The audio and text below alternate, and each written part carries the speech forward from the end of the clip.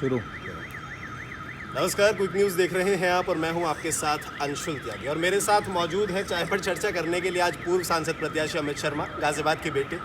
और पहले मैं ये चाहूँगा कि इस चाय पर चर्चा आपने बहुत बार मेरे साथ चाय पर चर्चा देखी होगी, लेकिन ये चाय पर चर्चा जो है वो कुछ अलग है। तो मैं पहले चाहूँगा मेरे सहयोगी मुकुल से कि वो दिखाएं कि चाय पर चर्चा खास क्यों है।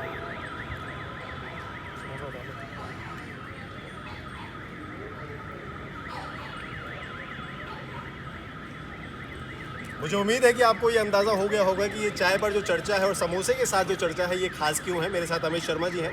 अमित जी, मैं आपसे जानना चाहूँगा कि ये सबसे पहले मैं ये जानना चाहता हूँ कि ये चाय पर चर्चा की जो दिमाग में आपके बात कैसे आई? हम लोग किसी पे उंगलियां उठा देते हैं, हम उन लोग औरों की नाकामियां बताते हैं। जब अपने ऊपर बीतती है तब नाकामी कोई नहीं बताता, क्योंकि हम दिल्ली पे कहते हैं मिंटो ब्रिज में पानी भर गया, उनके शहरों में पानी भर गया, लेकिन जब अपने शहर में पानी भरता है तो बोलने वाला कोई नहीं है। तो मेरे मन में आया, मैंने हम भी दिखाए ना कि हमारे गाजियाबाद में कितना विकास हुआ है, और वो दिखाना जरूरी है। आप अंदाज़ा इस बात से भी लगा सकते हैं। वैसे मैं आपको बता दूं कि चाय समोसा जो है वो अमित शर्मा जी की तरफ से ये, क्योंकि कारण ये है कि इन्होंने कहा कि हम अंदर बैठा के तो आपको नहीं खिला सकते, लेकिन ऐसे माहौल में, क्योंकि हमारा मन था कि बारिश में हम चाय पर चर्चा करें, लेकिन बारिश में हम चर्चा नहीं कर पाते, इसलिए घुटनों तक भरे, घुटनों से ऊपर बल्कि मैं कहूँगा कि भरे हुए पानी में, लगभग 4 फुट पानी आप देख सकते हैं, इसमें बैठकर हम चाय पर चर्चा करें। और पीछे भी अगर आप देखेंगे तो गाड़ियों के अंदर जो है वो पानी भर गया है। तो इस बात से आप अंदाज़ा लगा सकते हैं कि पानी की जो हालात हैं वो कितने बदतर हो चुके हैं, पानी कितने स्तर तक पहुंच चुका है। अमित जी, क्योंकि चाय पर चर्चा तो हम कर ही रहे हैं इसे भरे हुए पानी के भीतर, लेकिन इसका जिम्मेदार कौन है और इस पानी भरने की वजह से लोगों को समस्याएं कितनी होंगी? देखिए, अगर जिम्मेदारी आप कहें तो जिम्मेदारी नगर निगम की बनती है। फिर उससे पहले जनता ने जिन्हें चुना है, माननीय मेयर साहिबा को, उनकी जिम्मेदारी बनती है। और समस्या अगर कोई आई, अगर मान लो अभी आप एक बात बोल रहे हैं बहुत से लोग कि भाई कि यहाँ मेट्रो का काम चल रहा है इसलिए पानी रुक गया है। हम कोई जब नई चीज़ का निर्माण करते हैं उससे पहले हम अपनी जनता की सहूलियत के लिए उसकी कंस्ट्रक्शन करते हैं, तब उस पानी को रोका जाता है। यहाँ पर ऐसा कुछ है ही नहीं, कोई नियम कानून कुछ है ही नहीं, जो जिसके मन में आ रहा है वो कर रहे हैं। लोगों ने बस ये ठान रखी है कि भाई पुरानी पार्टी चली आ रही है, सहते जाओ। मुझसे सह नहीं गया, जनता का दुख देखा नहीं गया, उनकी गाड़ियाँ खराब हो गई, घरों के अंदर बहन बेटियों को परेशानी जो आने वाली है। अभी जो पानी यदि ख़त्म होगा, 4 घंटे बहन बेटियाँ अपने घर को साफ़ करने में लगाएंगी, वो कल का त्यौहार मनाएंगी पहले या पहले घर साफ़ करेंगी?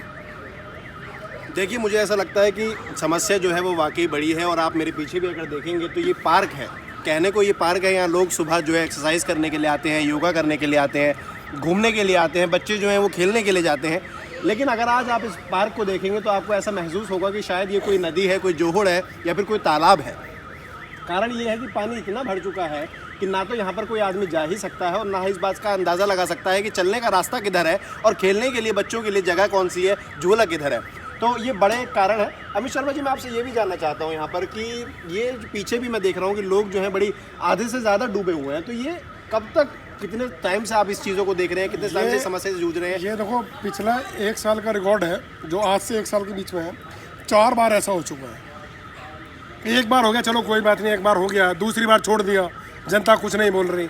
अब ये छोड़िए, रोज़ की आपने आदत डाल ली है, डेली आप जनता को परेशानी के सामने खड़ा कर देंगे।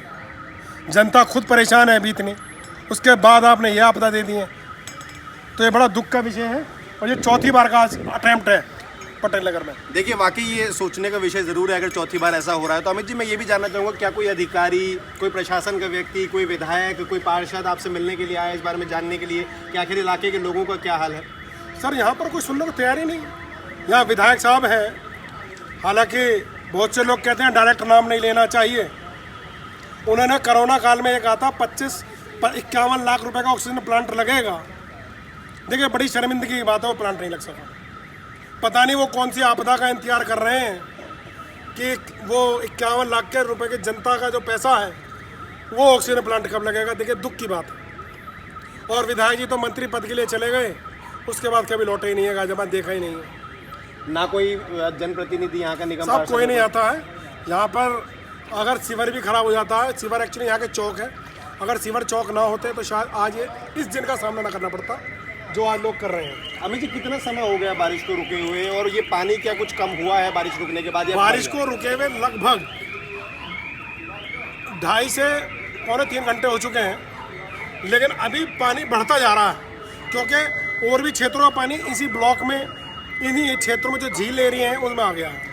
देखिए, आप अंदाज़ा इस बात से भी लगा लीजिए कि 3.5 मतलब पौने 3 घंटे लगभग हो चुके हैं अमित शर्मा जी के मुताबिक। और मैंने भी ये जो आपने देख रहे हैं कि रेनकोट पहनकर मैं निकला था, बारिश के दौरान निकला था, और अब बारिश बंद हो गई है चाय पर चर्चा जिस वक्त हम कर रहे हैं। लेकिन आप इस बात से अंदाज़ा लगा लीजिए कि वाकई जो ये समस्या है वो गंभीर है। मैं आपको फिर दिखाना चाहूँगा कि आप अगर अमित शर्मा जी की तरफ भी देखेंगे, मेरी तरफ भी देखेंगे, तो 4 फुट पानी है, लगभग 4 फुट पानी है, जिसके अंदर अब हम लोग जो है वो खड़े हुए हैं और आपसे बातचीत कर रहे हैं, आपको जानकारी दे रहे हैं। और ये अमित शर्मा जी हमें बता रहे हैं कि समस्याएं जो है वो कब से हैं और कितनी गंभीर ये समस्या है। अमित जी, घर के अंदर भी पानी भर गया है बहुत लोगों सर। घर के अंदर, हमारा घर सड़क से 2.5 फुट ऊपर है और घर के अंदर 1 से 1.5 फुट पानी भरा हुआ है। देखिए, ये भी एक बड़ी समस्या का विषय है। तो ये एक, क्योंकि रात से बारिश पड़ रही है अमित जी, और रात से फिर आप लोग कैसे सो पाए होंगे, क्योंकि अगर पानी भर गया तो फिर दिक्कतों का सामना करना पड़ा होगा। एक्चुअली रात को जरा गहरी नींद में सो रहे थे कि रात को बच्चे डर रहे थे कि चलो प्रकृति आपदा की गर्जन हो रही थी, और सुबह उठ के देखा, सब 6 बजे उठ रहे, देखा पानी लबालब और बारिश हो रही है। देखिए, कुछ लोग इसे आपदा भी कह रहे हैं, हालांकि हम इसे आपदा नहीं कहते हैं, क्योंकि ये अमूमन जो है हर साल की बारिश होती है। और क्योंकि जब कहते हैं कि मानसून आ जाता है तो मानसून के अंदर कुछ बारिशें ऐसी ज़रूर होती हैं जो तर कर देती हैं धरती को, और वही तर करने वाली बारिश ये रही। लेकिन जिस तरीके के हालात पटेल नगर सेकंड गाजियाबाद के अंदर पैदा हुए, पौष इलाका जिसे कहा जाता है, वो वाकई चिंताजनक है। और मुझे ऐसा लगता है कि इस पर विचार करने की ज़रूरत जरूर सरकार को भी है और प्रशासन को भी, और इस पर ध्यान देने की ज़रूरत भी। अमित शर्मा जी, मैं आपसे आखिरी कमेंट चाहूँगा, क्या कहना चाहेंगे इस पर? सर, इसमें नाकामी है हमारे नगर निगम की, और नगर निगम को मानना भी चाहिए नाकामी, कि हाँ हमारी नाकामी है, हम नाकाम रहे हैं जनता की सहूलत देने में।